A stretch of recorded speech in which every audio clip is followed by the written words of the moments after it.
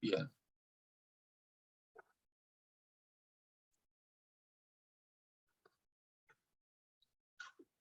Ya están ingresando, Cecilia. Sí, tenemos en este momento 66 personas. Ya van Si bien, 75. bueno, comenzamos entonces. Sí. 94. 107. Bueno, vamos a 115. comenzar, ¿les Bien. parece? La Les pido convocatoria ha disculpas sido a muy los que buena. están De ingresando. una, de Cecilia. una.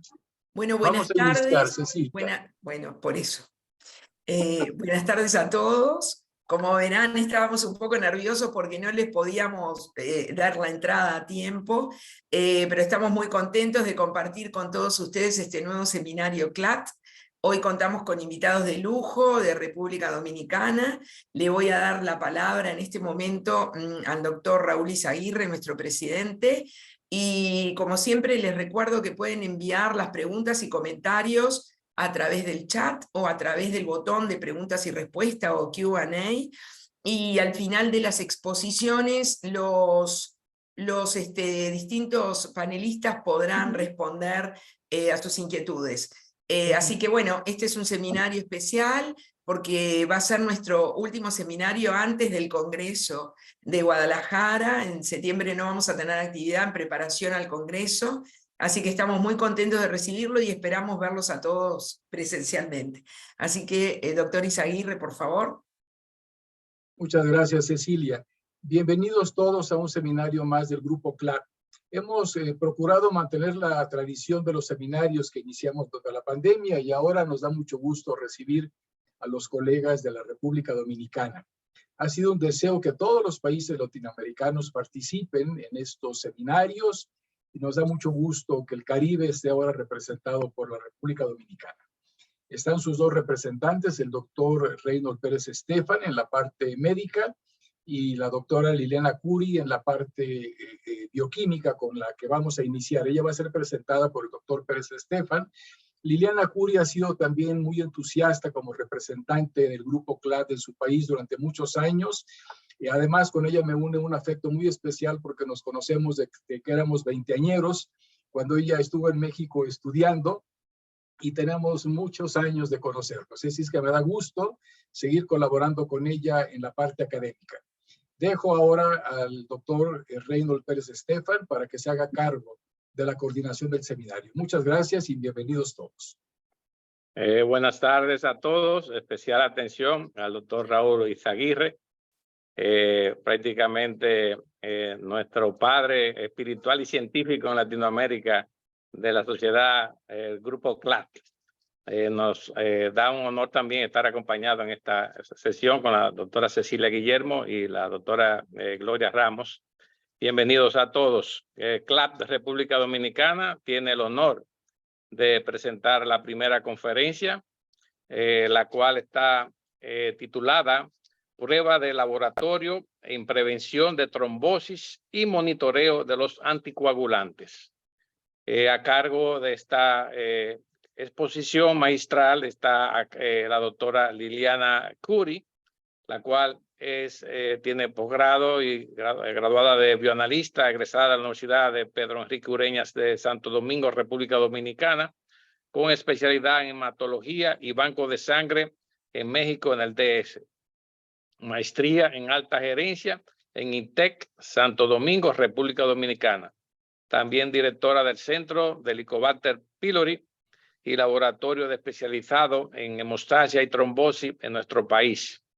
Docente de la Escuela de Medicina de la Universidad INTEC, profesora de posgrado de la Facultad de Bioanálisis de la Universidad Autónoma de Santo Domingo, UAS, vicepresidente y voluntaria de la Fundación Apoyo a la Hemofilia, representante en la República Dominicana del Grupo Latinoamericano de Hemostasia y Trombosis, Grupo CLAT, asesora científica del laboratorio clínico, miembro del Colegio Dominicano de Bioanalistas, del Grupo Latinoamericano de Hemostasia y Trombosis, CLAC, la Sociedad Internacional de Hemostasia y Trombosis, y también de la Sociedad Dominicana de Hematología. La doctora Liliana Curi nos une largos años de amistad, de cariño y de intercambio científico. Ella es el alma del Grupo CLAT en República Dominicana. la cual yo soy su guardaespaldas aquí en la República Dominicana. Así que un placer. El escenario es suyo, doctora, y bienvenido. Hola, ¿qué tal?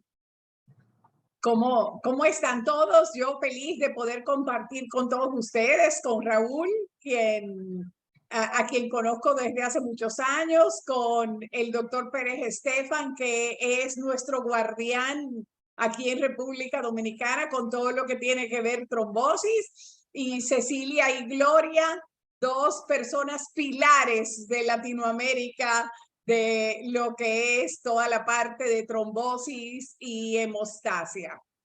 Quiero compartir con ustedes la pantalla de hoy. Estaremos hablando sobre las pruebas de laboratorio que vamos a tener o que tenemos como arsenal de laboratorio aquí en nuestro país. A ver cómo puedo. Ok.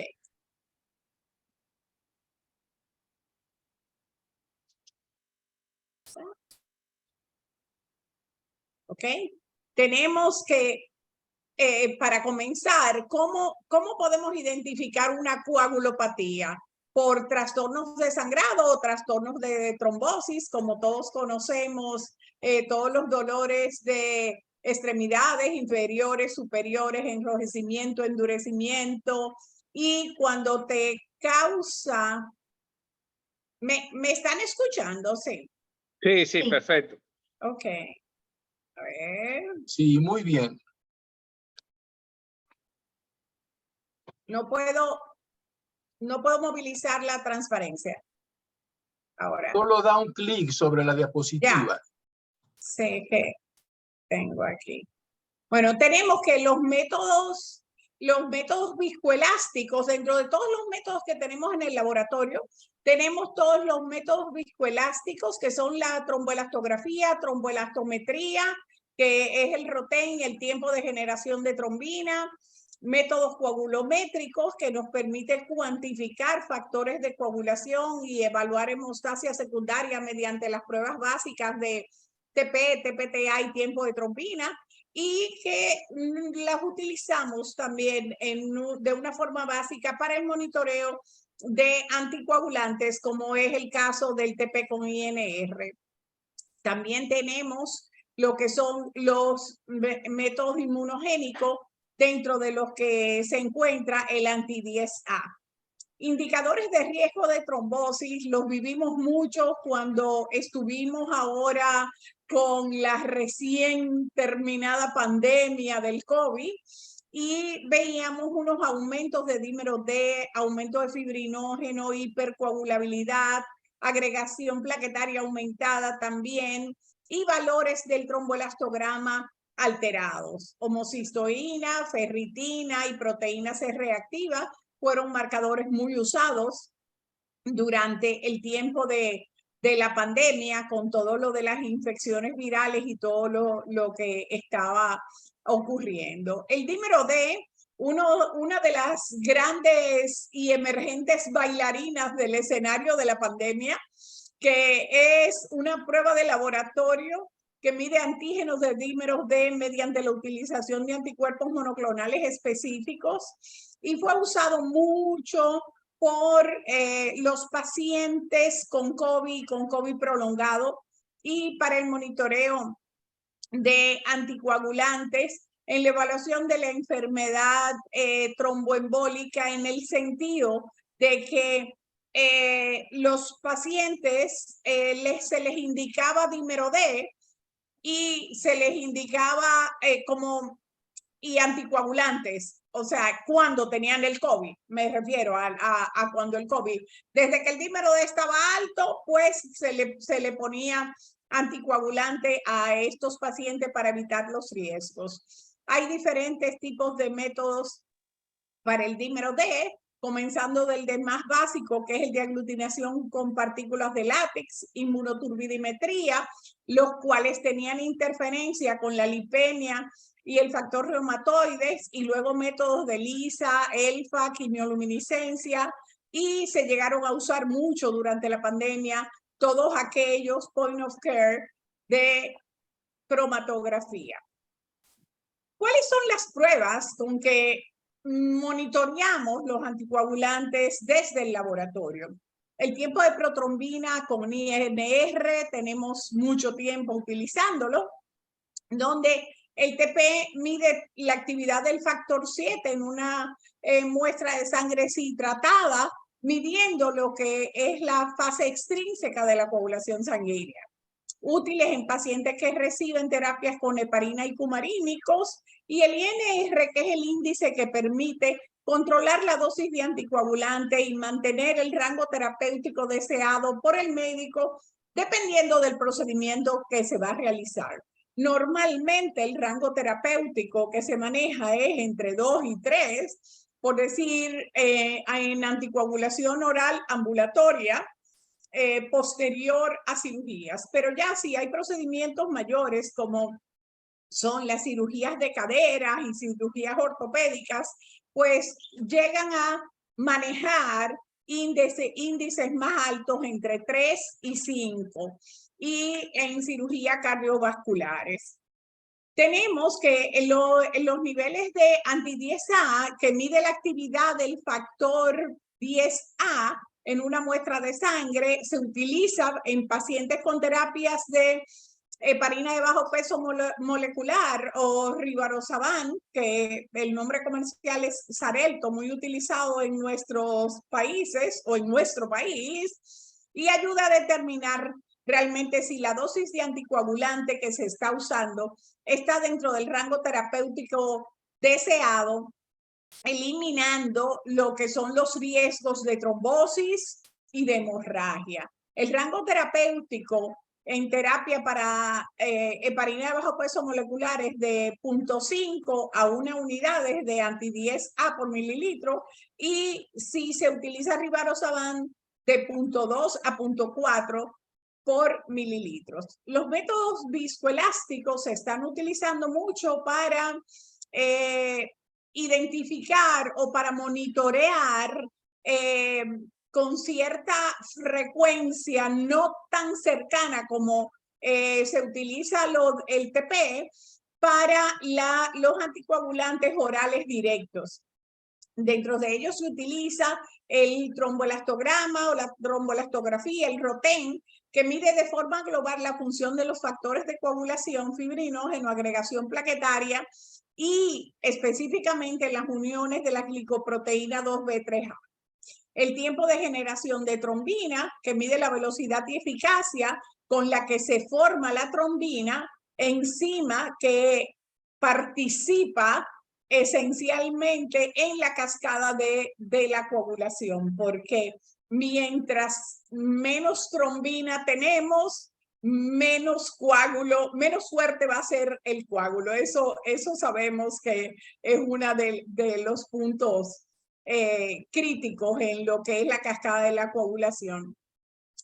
La tromboelastografía es una prueba viscoelástica que mide funcionalmente, como les dije, toda la actividad de factores de coagulación, fibrinógeno, agregación plaquetaria, y una cosa importante es que detecta fibrinolisis, detecta hipercoagulabilidad y analiza la capacidad del coágulo de poder realizar un trabajo mecánico sobre la estructura del mismo. Es muy utilizada en sospechas de trombosis, hemorragias, dengue. Nosotros tenemos un brote de dengue en el país en este momento.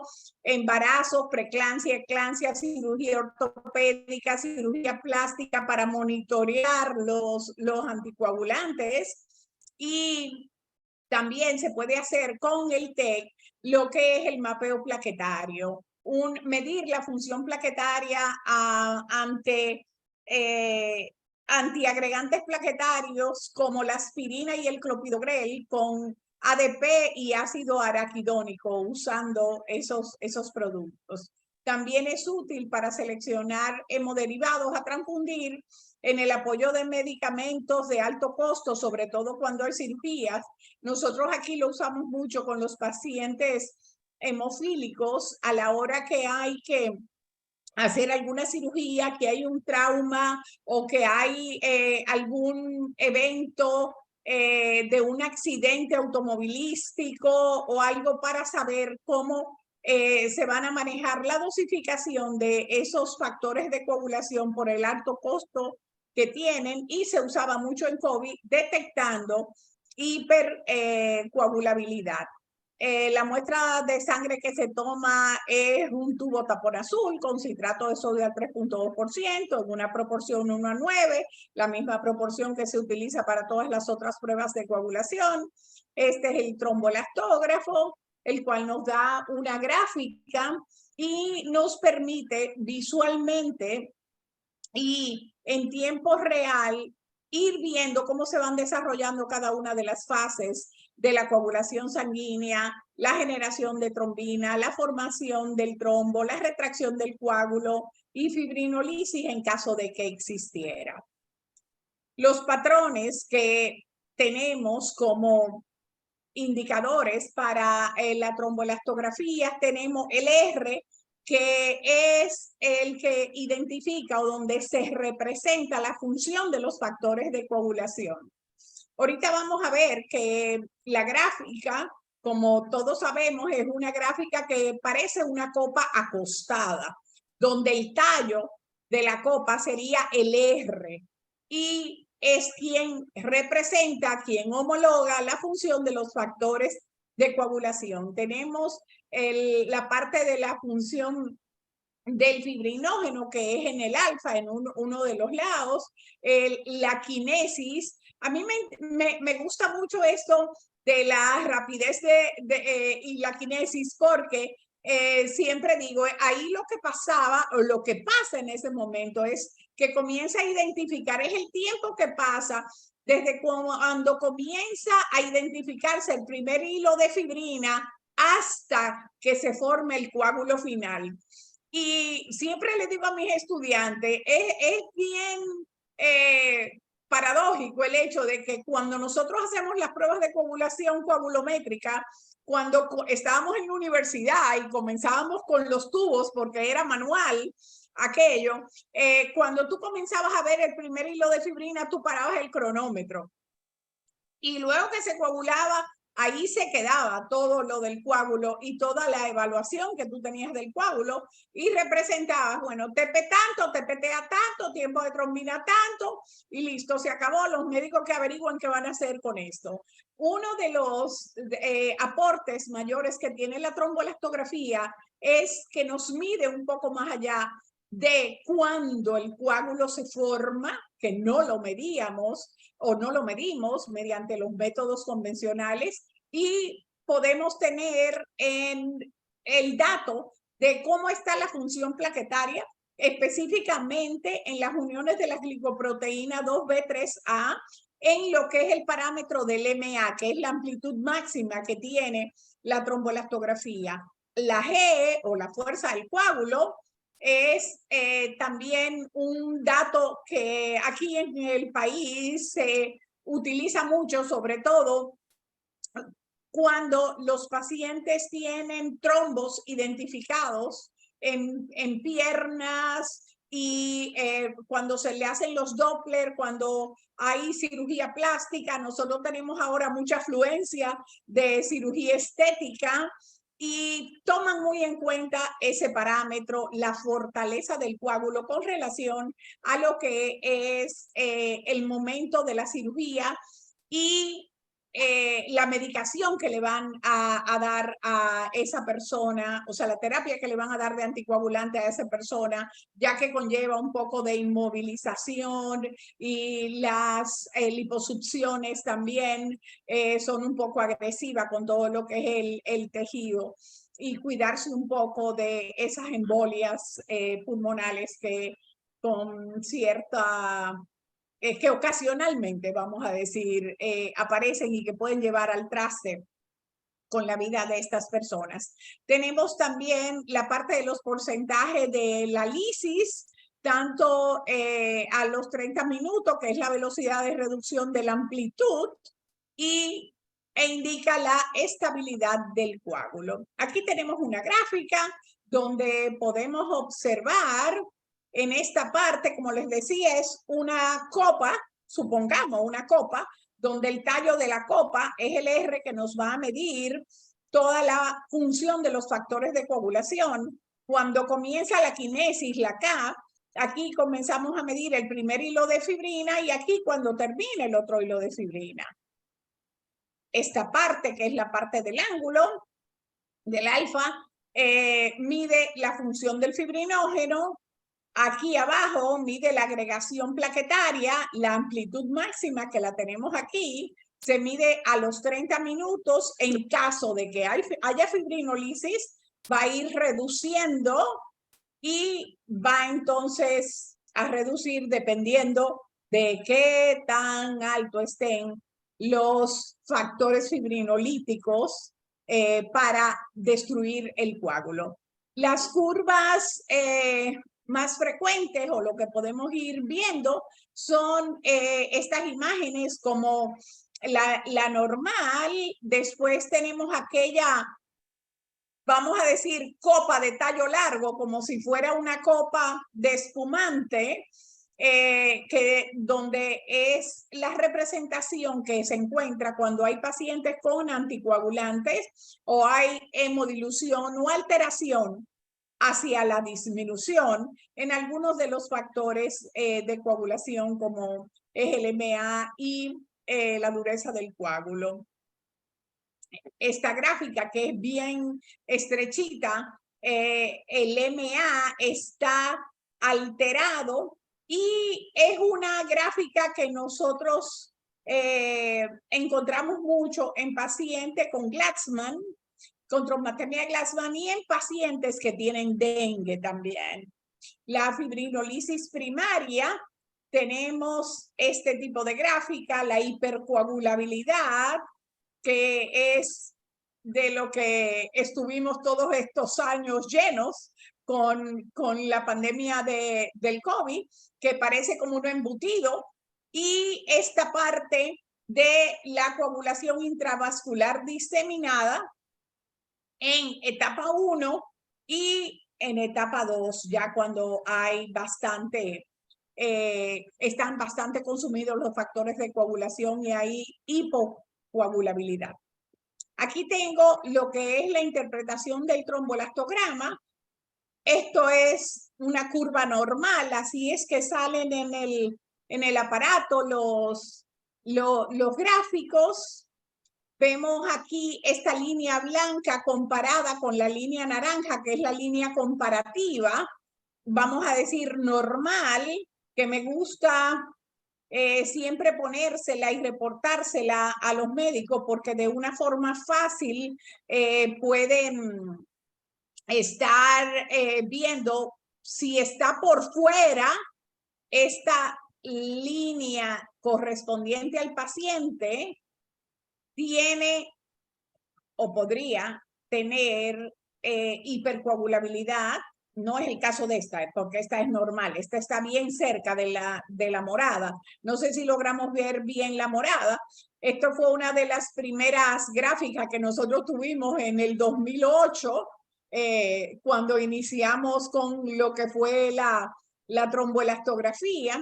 Y aquí tenemos la normal, que la podemos ver, esa interlineada, esa punteada, y un gráfico de una paciente que tiene una disminución de plaquetas y posteriormente a una transfusión sanguínea podemos ver cómo se corrige la verde. Esa gráfica fue de una paciente que tenía dengue, estaba embarazada y tenía dengue, la recuerdo muy bien. Y aquí tenemos que los factores de coagulación los voy a tener representados en todo lo que es esta parte. El fibrinógeno en esta parte superior, la agregación plaquetaria aquí abajo, la dureza del coágulo, mire como le digo que tiene unos valores normales de 4.6 a 10 y 0.9 y tiene 3.1 con un índice de coagulabilidad de -11. Este es un trazo hipercoagulado. Vemos que tiene una base bastante amplia y la agregación plaquetaria que se representa aquí abajo por estas líneas punteadas, color morado o púrpura, tenemos también numéricamente, alfanuméricamente descrito y están aumentadas. Este paciente es un embarazo a término, están un poquito fuera de rango, pero todos sabemos que en los embarazos aumentan todos los factores de coagulación, fibrinógeno, von Willebrand y demás. Aquí tenemos el R en 15.2 está alargado. Esto es una muestra de un paciente con terapia de Coumadin, ¿sí? Y miren cómo está la dureza del coágulo.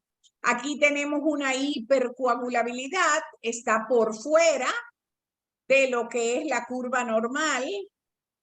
Este paciente estaba inicialmente aquí hacia afuera y posterior, 24 horas después, posterior al medicamento, se logró corregir y se acercó hacia lo que es la curva normal.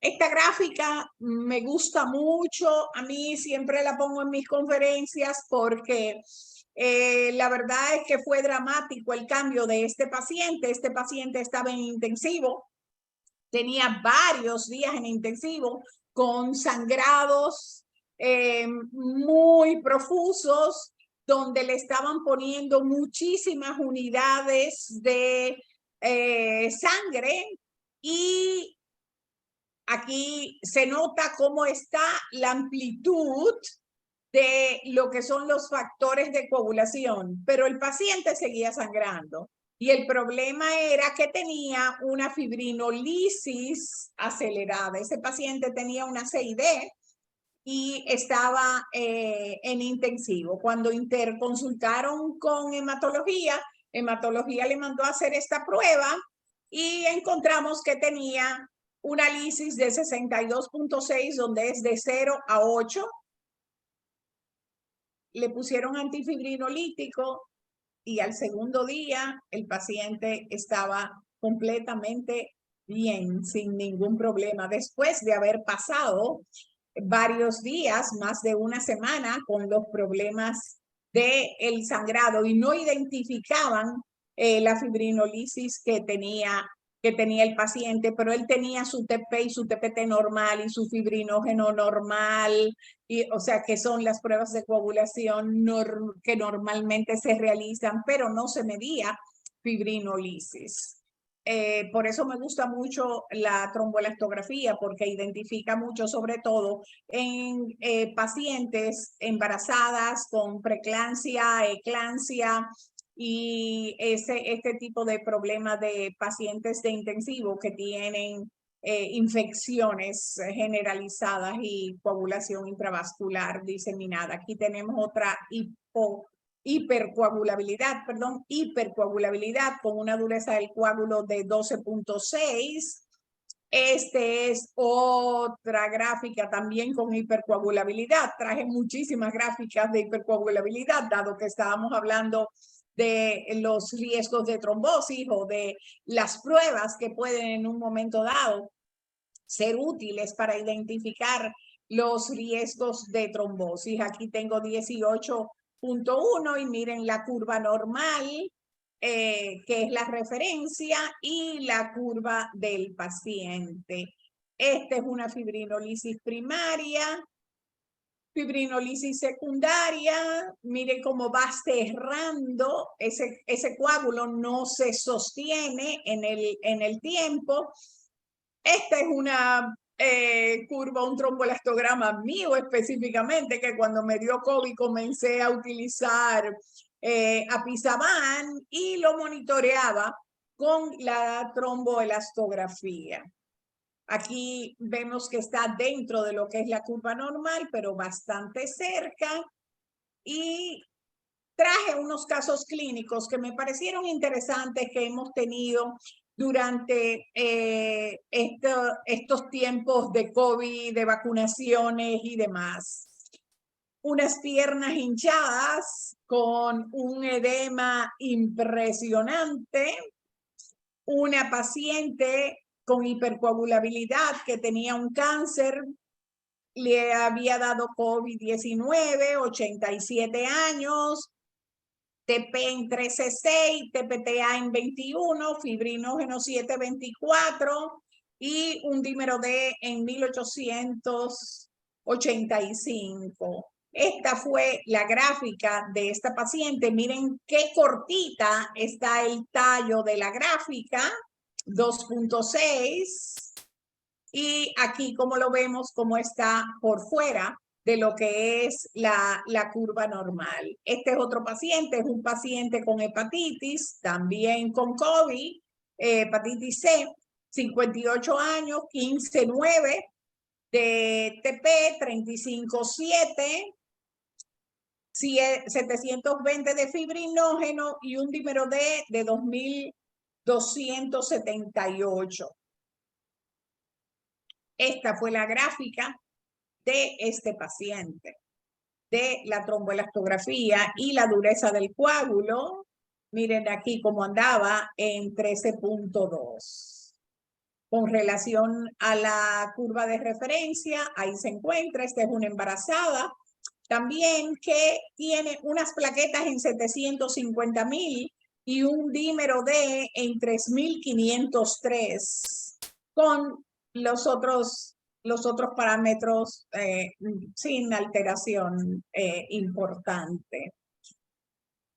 Estas son las gráficas de ello y este es un caso interesantísimo de una paciente con una hemofilia adquirida, 72 años, enfermedad reumatoidea, usaba plaquinol, se puso 2 dosis de vacuna del COVID, inflamación en las articulaciones, trombosis venosa profunda, terapia de anticoagulante, ingresada por hematomas.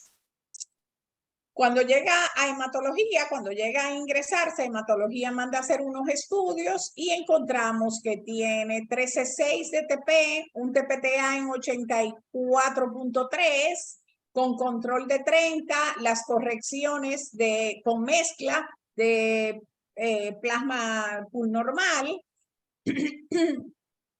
en 49.3, una cuantificación de factor 8 en 3%, 9,65%, índice de Rosner en 23.8 y un inhibidor de factor 8 en 11 unidades Bethesda. Esas fueron las fotos de inicio de la paciente cuando comenzó con la enfermedad reumatoidea, con las trombosis, donde le encontraron el trombo en piernas, le mandaron a poner anticoagulante y el anticoagulante no tuvo un monitoreo muy adecuado.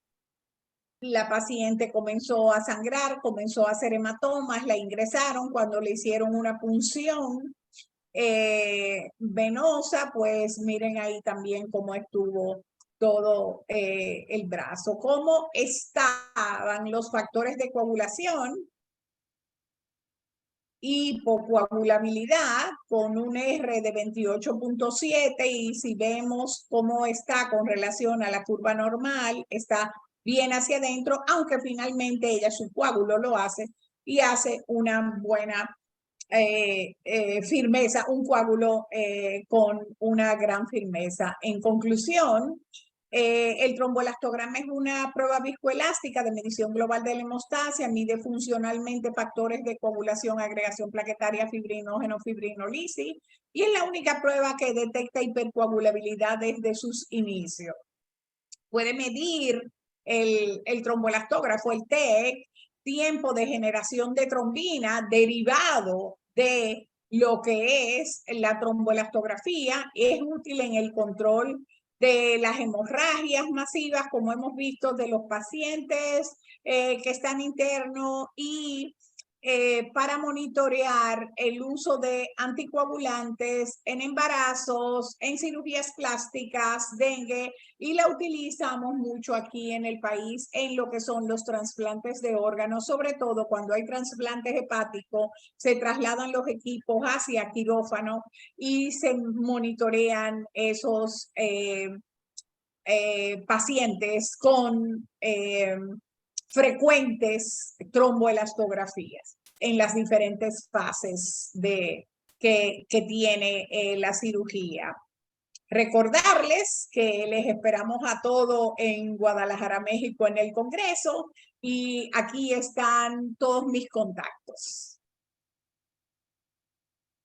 Gracias. Muchas gracias, doctora Liliana Curi, por su magistrada conferencia, impresionante. Hemos sido muy edificados. Nuestras congratulaciones. Queremos permitir que el doctor Izaguirre haga el control de las preguntas hacia la doctora Liliana. Hasta el momento hemos tratado de comunicarnos con la segunda expositora, la doctora Severino, y no ha salido de la emergencia del aneurisma de aorta abdominal, que lo tuvieron que ingresar e intervenir de forma de urgencia. De todas maneras, en estos momentos le cedemos los micrófonos al maestro doctor Aguirre para la conducción de la parte de las preguntas. Muchas gracias Liliana por la exposición. Creo que tenemos tiempo para preguntas y comentarios de la audiencia también. No sé, Cecilia, estás llevando la captura de las preguntas en el chat. Sí, con mucho gusto. Podemos pasar a las capturas del chat.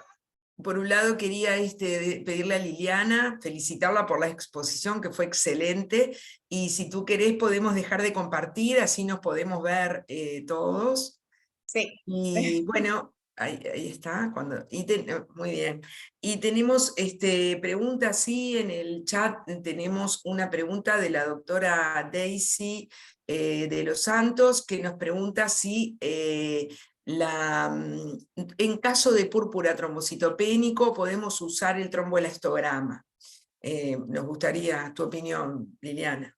Sí, realmente yo no tengo tantísima experiencia con los pacientes de púrpura trombocitopénica, pero se utiliza el tromboelastograma. Hay incluso en estos momentos una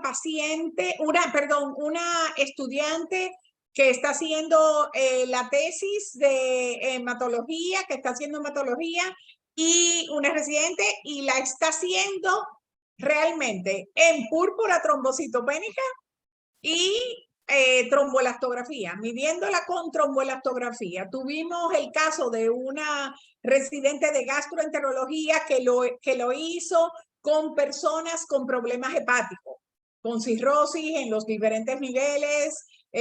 Un interesante estudio que hizo ella de investigación, comparándolo con FibroScan y la tromboelastografía. Bueno, muchas gracias. Tenemos también una pregunta del doctor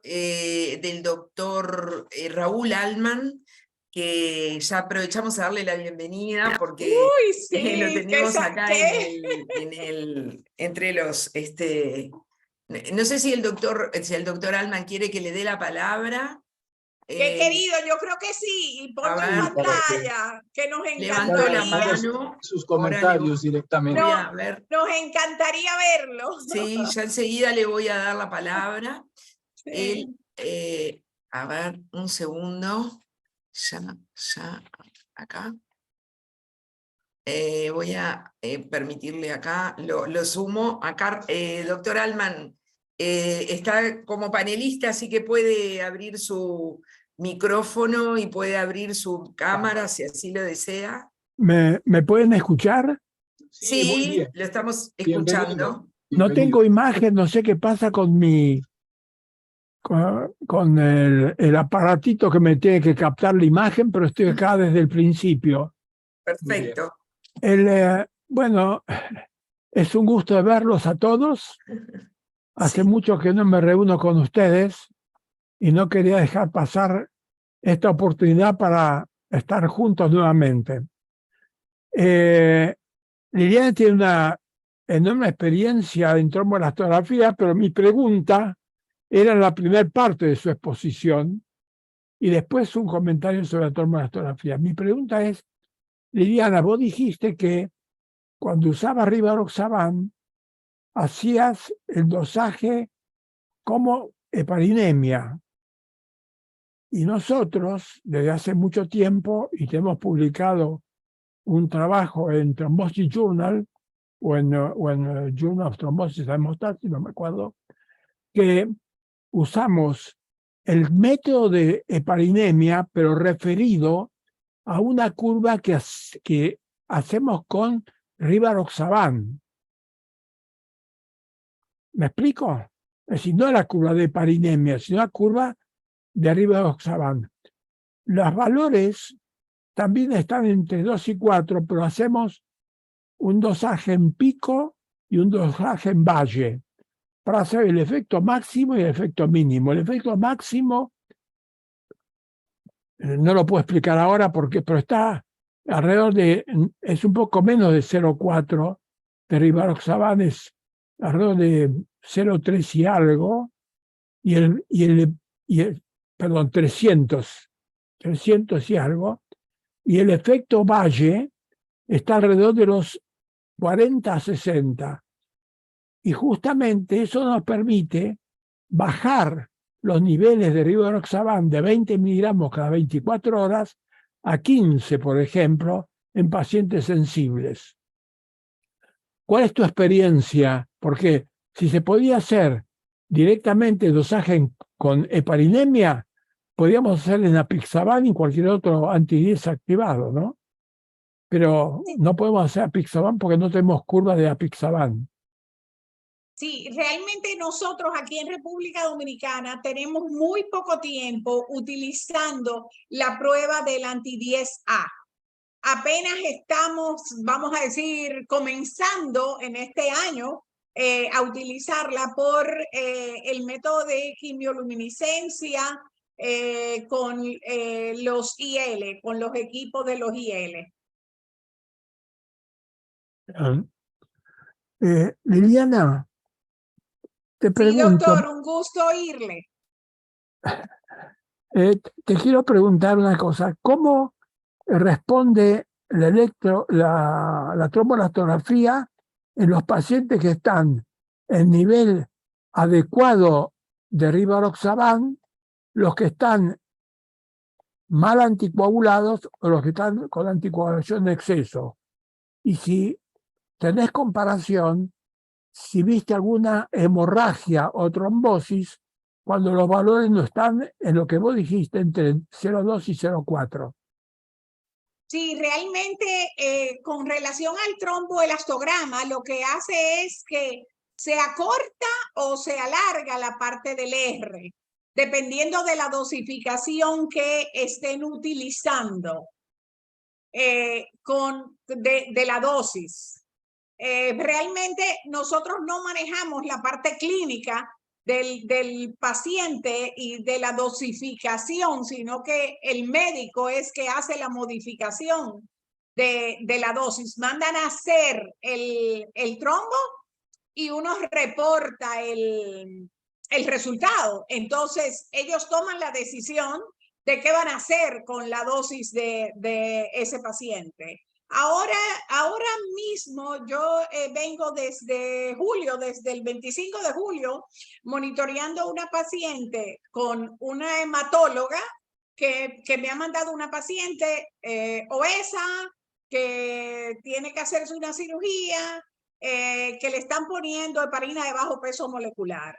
Entonces, ya he tenido 3 momentos en que han estado monitoreando esta persona, y lo que ha ocurrido es que ha ido yéndose, vamos a decir, hacia el interior o acercándose cada vez más hacia la curva de referencia o la curva normal, alargando el tallo de la copa, si pudiéramos decir. Bien. Gracias, Liliana. Muy bien, Ok. muchísimas Un gracias beso, por todos los doctor. comentarios.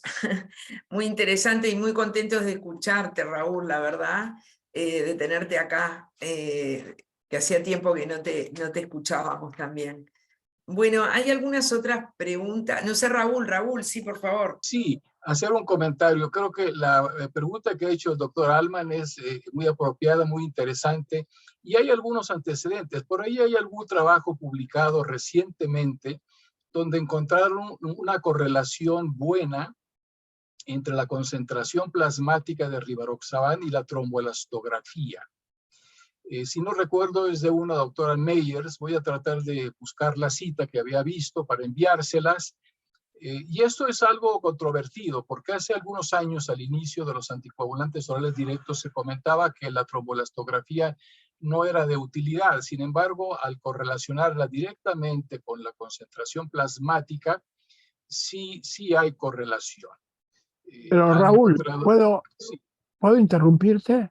sí, adelante, doctor. El problema que yo planteo no es que muestre que hay una hipocoagulabilidad, sino lo que planteo es si la tromboelastografía puede decirte, ojo, aumente la dosis o ojo, baje la dosis porque puede hacer una trombosis o puede hacer una hemorragia, que es lo que me interesa. Yo cuando tengo un enfermo con rivaroxaban y le doso rivaroxaban, si me da arriba de 380, por ejemplo, o 400, en vez de 20 miligramos le bajo a 15. 15, ¿Comprendes? Claro. Sí. No le puedo, lamentablemente, por temor, los pacientes que en el valle me dan 5, por ejemplo, que es una falta de anticoagulación, no me animo a elevarle la dosis porque tengo miedo que en el pico se vayan por arriba de lo que yo creo adecuado, que son 350, 360 miligramos, y me hagan una hemorragia. Entonces pensé que a lo mejor la tromboelastografía podría ayudarnos en ese aspecto, ¿no? Claro, sin embargo, ahora también hay que tener en cuenta que la tromboelastografía pues está en centros muy especializados de hemostasa y trombosis, y tal vez para la gran mayoría de los médicos que prescriben rivaroxaban no tengan tanto acceso ni siquiera a la dosificación plasmática. Y en esos casos pues no habría más que recurrir a las pruebas que han recomendado de TP y TTPA o las limitantes que tenemos. Y si hay duda, pues claro, canalizarlo a los laboratorios especializados. Y si es posible hacer una dosificación directa en nanogramos por mililitro, sería lo ideal, como hemos estado haciendo con el grupo de Larila, en que se obtienen las concentraciones directamente, ¿no, Cecilia? Exactamente, justamente acá estaba Evelyn, que debe estar conectada también, y comentaba que en el caso de usar los calibradores específicos se reportan nanogramos mililitros, como decía el doctor Allman.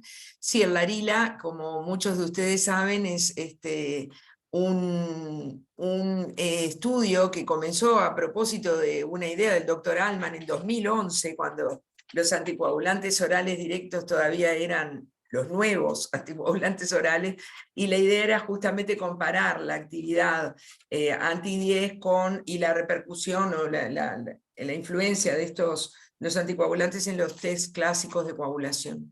Y bueno, sí, lo hemos estado haciendo tanto en rivaroxaban como en apixaban, con calibradores, con una curva calibrada a propósito, específica para estos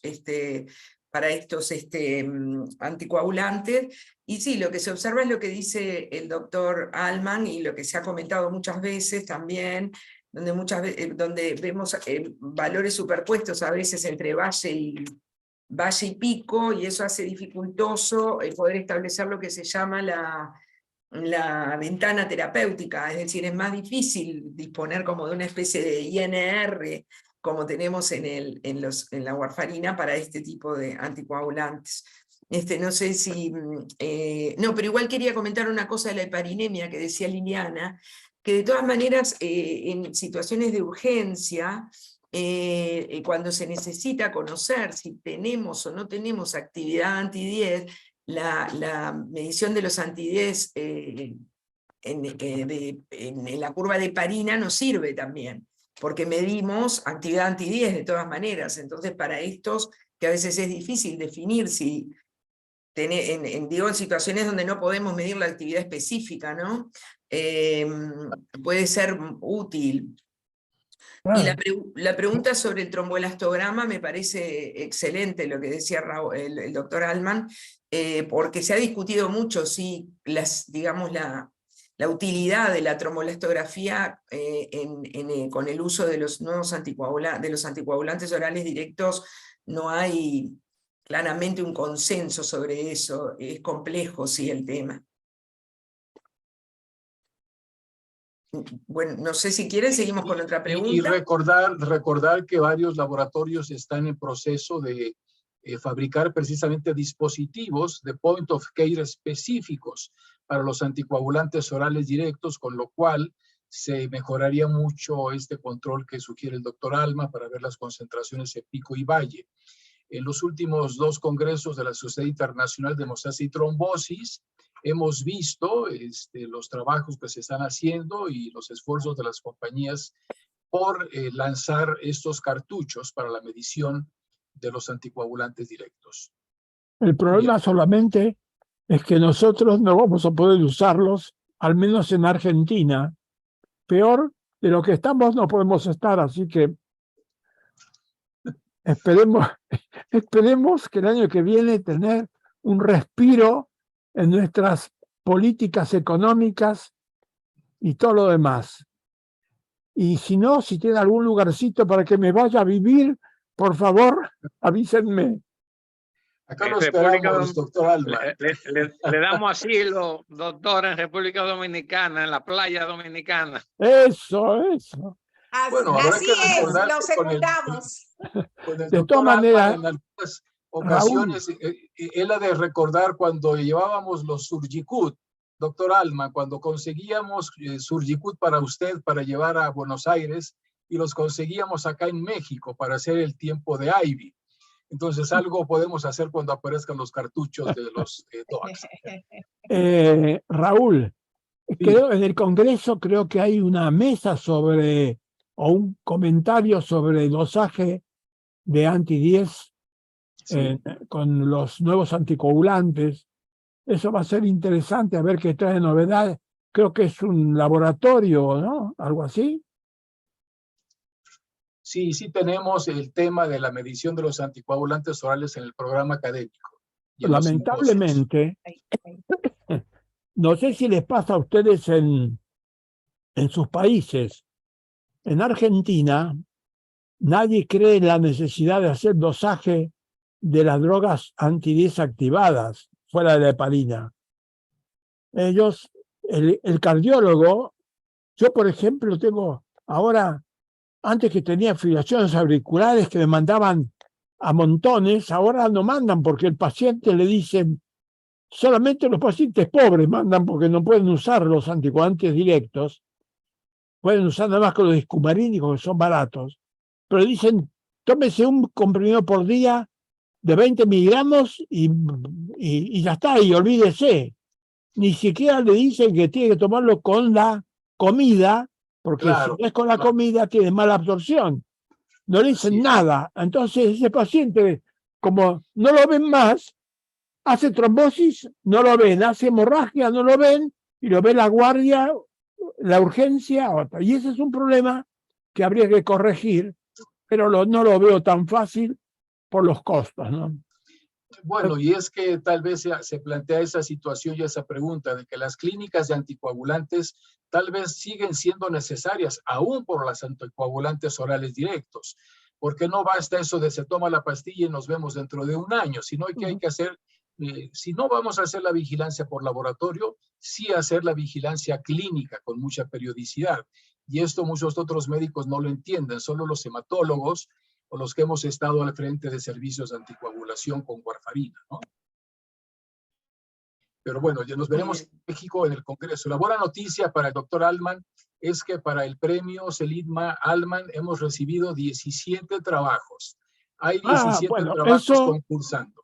Eso es muy interesante porque se ve que es un aliciente, que es lo que el CLAT y nosotros queríamos, tratar de que mejorar la investigación en Latinoamérica. ¿Y ya tienen designado el jurado también?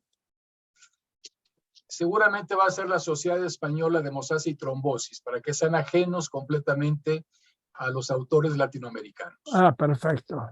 Excelente. Bueno, Bueno, seguimos. yo los tengo que dejar. Les mando un abrazo a todos. Fue un enorme gusto verlos nuevamente y hablar con ustedes. No me ven, pero es un problema de mi aparatito. Pero Nos vamos a me ver en 2 escuchan meses. y espero que nos vemos seguro en octubre y a lo mejor si hay otra reunión nos seguimos viendo. Un abrazo para todos. Un abrazo. Muchas Un abrazo, gracias. doctor. Muchas Feliz gracias. noche. Que esté muy Buenas bien. noches. Bye, bye. Hola, Gusto de Gloria Ramos, escucharle. ¿cómo estás? Un saludo para todos, Gracias. Estefan. Adiós. Gracias, saludos. maestro. Muy amable. Abrazo, mi respeto y cariño para usted. Seguimos Bueno, con las preguntas y sí, comentarios. Cecilia, tenemos por varias favor. preguntas. Bueno, algunos comentarios relacionados a esta conversación que se ha dado en el chat, pero tenemos también una pregunta para Liliana sobre la utilidad de la trombolastografía en cirugía estética. No sé qué experiencia tienen ustedes. Sí. Bastante. Ahora aquí en República Dominicana está de moda como medicina turística por lo que son los costos. Entonces hay bastante afluencia de personas que vienen a cirugía estética. La tendencia de lo que hemos encontrado en esos pacientes es una tendencia a la hipercoagulabilidad en la mayoría de los pacientes. Entonces, hay una interrogante, un conflicto entre que si el cirujano quiere que el hematólogo anticoagule previo, durante, posterior. Entonces no quieren que usen los anticoagulantes porque tienen el riesgo de que sangren. O sea, tienen el temor de que sangren y de que no hagan una buena cicatrización. Desafortunadamente ha habido pérdidas de pacientes durante las cirugías y posterior a las cirugías, con embolias pulmonares, secundarias a abdómenes, mamas, liposucción. Y entonces, bueno, le dan así como un seguimiento un poquito cercano a esas pacientes en ese sentido, porque claro que las tienen que inmovilizar. Pasan mucho tiempo inmovilizadas después de la cirugía y es un factor de riesgo más que se agrega. Adicional a eso, a las pacientes que son portadoras de falsemia, las pacientes que vienen a cirugía estética que son portadoras de falsemia, pues le hacen una vigilancia más cercana, tanto de lo que pueden ser los riesgos de trombosis como de lo que es la parte de la cicatrización con los vacuum y eso. Quizás el doctor Pérez Estefan pudiera aportar un poco más ahí con del área médica. Claro, gracias, muy amable. Verdaderamente nadie tiene en la frente una etiqueta que diga que uno tiene una trombofilia, ni para tomar un avión para larga distancia, ni cuando se va a la cirugía plástica. Entonces hay un problema muy grave en todo esto, y es que la utilización de combos, no sé si en Latinoamérica se entienden los combos, que es un explícalo. es un grupo de procedimientos que se hacen al mismo tiempo en el mismo acto quirúrgico. Se hacen mamas, se hacen cara, se hacen abdomen, y entonces esto trae grandes complicaciones. Si bien muchos de estos fracasos vienen de embolia grasa más que de coágulo, pero también existen pacientes que tienen trombofilia y que tienen alteración en la coagulación y hacen también tromboembolismo pulmonales y cerebrales, y otros pacientes que el paciente hay un 30% que tienen comunicación interauricular, y hay veces ese coágulo que se desprende puede pasar de una cámara a otra y lo puede embolizar al cerebro. Como tengo yo una paciente en estos momentos que está en condiciones comatosas de hace 6 meses, ¿no? Una jueza famosa de mi ciudad. Le hicieron 4 procedimientos al mismo tiempo. Entonces, sobre la técnica de la abdominoplastía combinada muchas veces con liposucción ultrasónica, este aparato fractura o lesiona, desgarra los vasos, principalmente de tipo venoso, y hace como una especie de vía o carretera que le abre la puerta para que esa embolia grasa pueda navegar en el sistema circulatorio y poner a sucumbir el paciente. Si bien es muy interesante, ellos le tienen todavía poco confianza, muchas veces pues, una cosa de formación académica, y tienen que aprender a utilizarlo con mayor confianza. Es la anticoagulación en el antioperatorio, y veo que a muy temprana evolución postoperatoria le tumban el anticoagulante. Llámese 1 semana, 2 semanas, cuando estos pacientes deben pasar por lo menos 3 semanas a 1 mes completamente anticoagulados, que hayan comenzado su deambulación temprana y su buena hidratación, porque es el concepto de lo que se llama continente y océano. Cuando tenemos poco océano, los continentes se pegan. Así se pegarían todos los continentes, los 5 continentes se pegarían si desaparecieran los océanos. Entonces, el paciente que lo dejan deshidratar también, el anestesiólogo lo deja deshidratar en el transoperatorio, y por eso tenemos esa adherencia de elementos formes en la sangre que complican a los pacientes en estos tipos de procedimientos. Es muy importante la recomendación que le hacemos, la utilización de bombas de propulsión neumática continua en las piernas, los ejercicios antiembólicos, la buena hidratación, la deambulación temprana, la anticoagulación, no por el breve espacio de tiempo postoperatorio que lo utilizan. Muchas veces de que pasamos de una heparina en los pacientes que comienza o inicia la ingesta de alimentos, puede hacerse ese switch utilizando los nuevos anticoagulantes que tenemos hoy, los TOACs, para la prevención, el cuidado y control de los pacientes y prevención de los fenómenos trombóticos. Muchas gracias. Gracias, doctor Pérez Estefan, por esos comentarios. Creo que ese es un rubro que han tocado muy importante, el de la cirugía reconstructiva, porque ciertamente hay numerosas publicaciones de la alta prevalencia de trombosis en ese tipo de cirugía. Incluso, tal vez recuerden aquel artículo de Panucci que validó la escala de Caprini en cirugía reconstructiva y en cirugía plástica en más de 1000 intervenciones. Y es impresionante porque cuando la escala de Caprini rebasa más de 8 puntos, aumenta dramáticamente la frecuencia de enfermedad tromboembólica venosa hasta 11%, que es una de las más altas.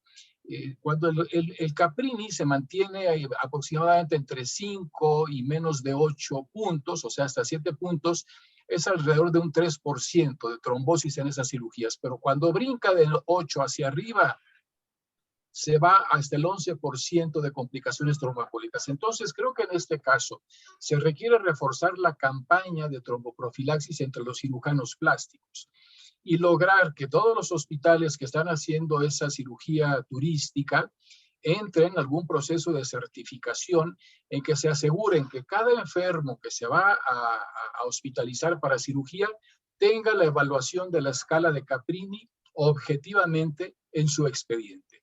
Y esto demostrará a todo el personal que lo atiende, cirujanos, anestesiólogos, personal médico, el riesgo en el que el enfermo se encuentra. y de esta manera se derivarán las medidas profilácticas, sobre todo con heparinas de bajo peso molecular, aún con el riesgo, no el riesgo, sino el temor a la hemorragia. Simultáneamente se les puede aplicar una escala de IMPROVE o una escala de Morrash para evaluar el riesgo hemorrágico y decidir la tromboprofilaxis. Entonces creo que es un reto que tenemos ahí en República Dominicana, y no solamente ahí, en México tenemos el mismo problema en la frontera. En la frontera de nuestro país, como son ciudades como Tijuana, que está a un lado de San Diego en los Estados Unidos, es enorme la afluencia de pacientes norteamericanos que vienen a la cirugía turística. Y ahí hemos reforzado con los cirujanos plásticos locales las campañas de tromboprofilaxis. Entonces creo que es un reto que podríamos cumplir a través de los representantes del grupo CLAT en cada país. Una cosa importante, muy importante su opinión, maestro Izaguirre, es que esa escala debería estandarizarse en la evaluación preoperatoria, pero hay escuelas, instituciones de centros de cirugía plástica en la República Dominicana que le están haciendo los Doppler venosos de rutina a todos los pacientes que se van a operar, pero cuando yo le pregunto cómo te lo hicieron de pie o acostado, se lo han hecho todo, casi el 90% acostado. El Doppler venoso no tiene ningún valor con el paciente acostado, sino de pie, para ver verdaderamente los reflujos, las incompetencias, las turbulencias y los problemas hemodinámicos del sistema venoso superficial, profundo y de comunicantes.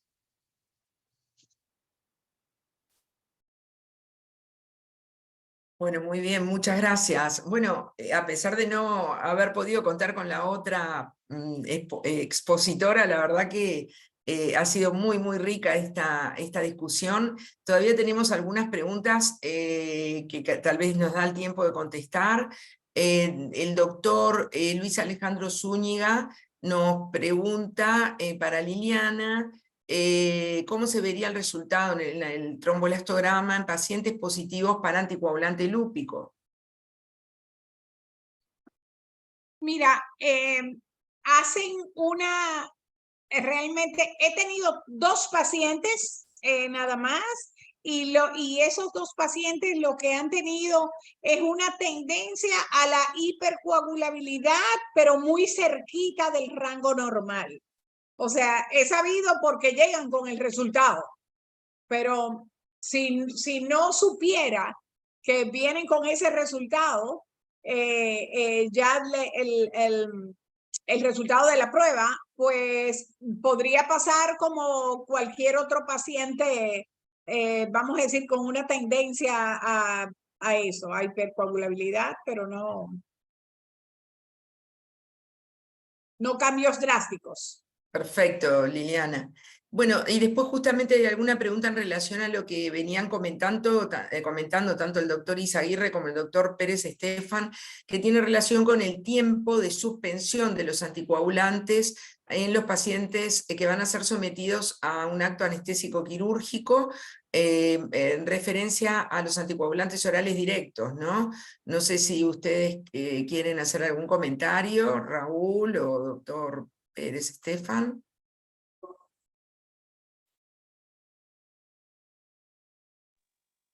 Sí, no sé yo bien.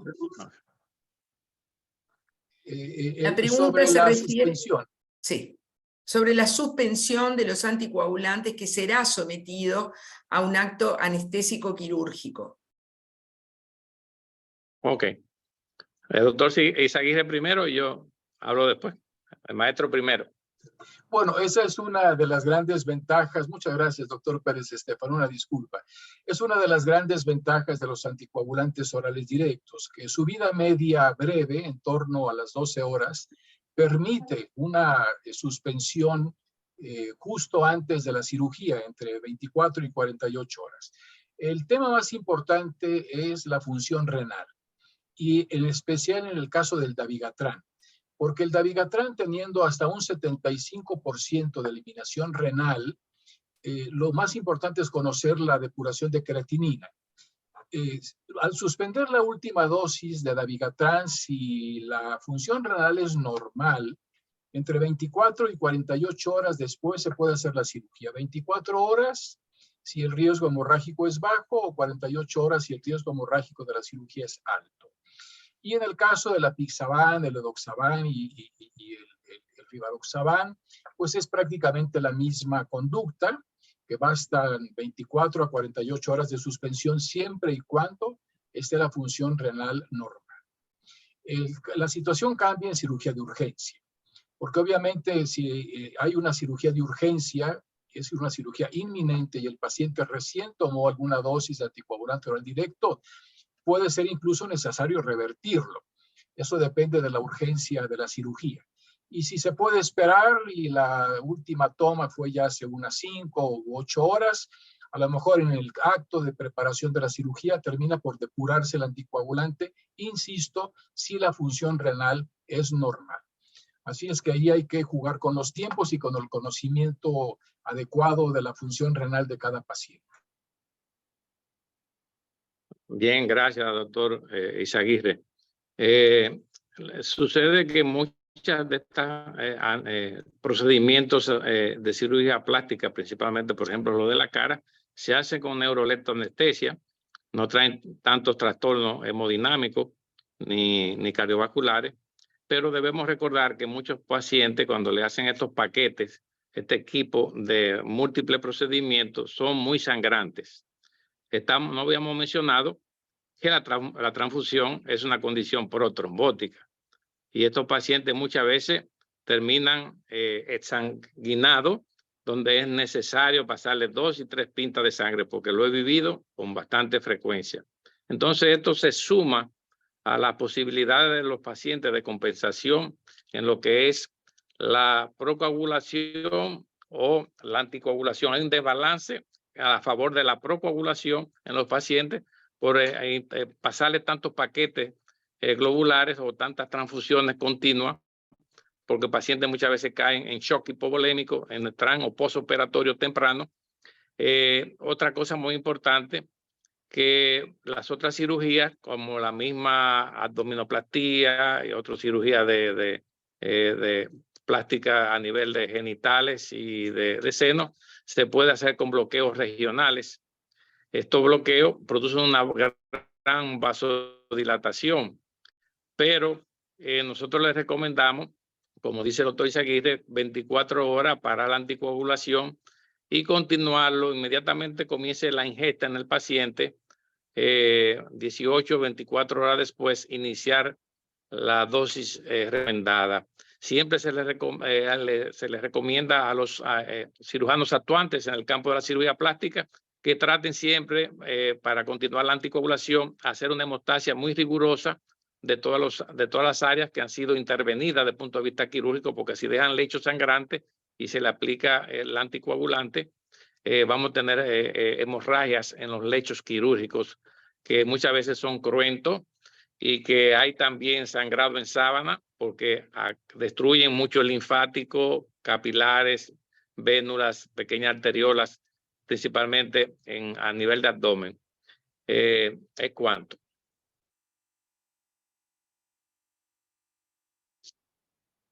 Bueno, excelente, la verdad. Bueno, estamos casi llegando al final. Queda una última pregunta en cuanto al uso del ROTEG en trombofilias adquiridas. No sé, Liliana, si querés hacer algún comentario sobre esto. Realmente en trombofilias adquirida o hemofilia adquirida.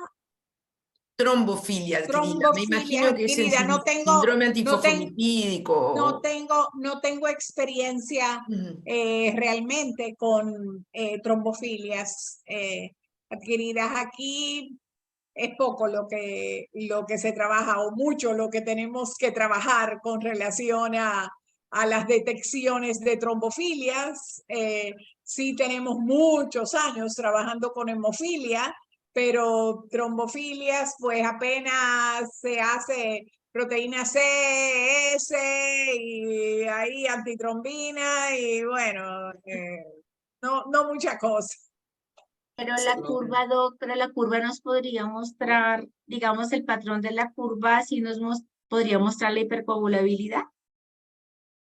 Sí, los casos que he tenido que dije, han sido pocos, lo que muestran es eso, es una hipercoagulabilidad, pero no tengo la experiencia realmente de tanta data de esos pacientes, por eso no tengo Lo mismo como... con el anticoagulante lúpico, porque depende si es para diagnóstico, si es en el seguimiento de la anticoagulación. Digamos que los patrones de las curvas también podrían variar, Sí, ¿no? Y dentro del varía. contexto clínico del paciente, pues habría que individualizar todos los casos. Bueno, la verdad que ha sido un excelente seminario, todos los comentarios que tenemos son súper positivos, tenemos hasta este momento, fíjense que estamos, hace una hora que estamos en el seminario, tenemos 257 personas conectadas, realmente súper exitoso, nos encanta compartir con todos ustedes estos encuentros científicos y de intercambio también de opiniones, así que en principio le voy a dar la palabra al doctor Raúl Izaguirre para despedirnos, agradecerles a nuestros invitados y bueno, y yo antes de despedirme quiero reiterar que espero verlos a todos presencialmente en México, hace mucho que no nos vemos presencialmente y tenemos que aprovechar esta oportunidad. Así que me despido y le doy la palabra al doctor Raúl Izaguirre.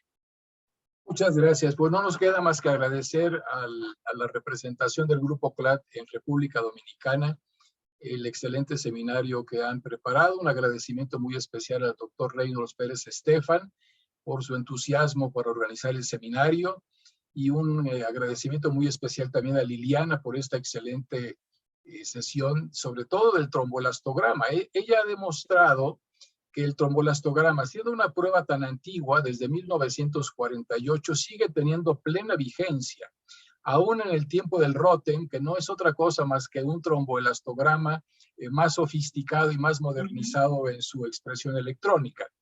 Pero no quiero dejar pasar la oportunidad de ver la importancia de tantos años del tromboelastograma sin enseñarles este pequeño libro que ven ustedes el título del libro, ¿Cómo interpretar un tromboelastograma? Muy bien. De 1963. Este libro es de 1963. Y esto nos demuestra cómo no ha pasado de moda y sigue siendo tan útil una prueba tan antigua. Entonces, muchas gracias a todos por su asistencia. Quiero darle al doctor Flavio Grimaldo unos cuantos minutos para que nos vuelva a invitar y nos diga todas las novedades que tenemos en la organización del Congreso en Guadalajara, los numerosos trabajos que hemos tenido y los numerosos inscritos.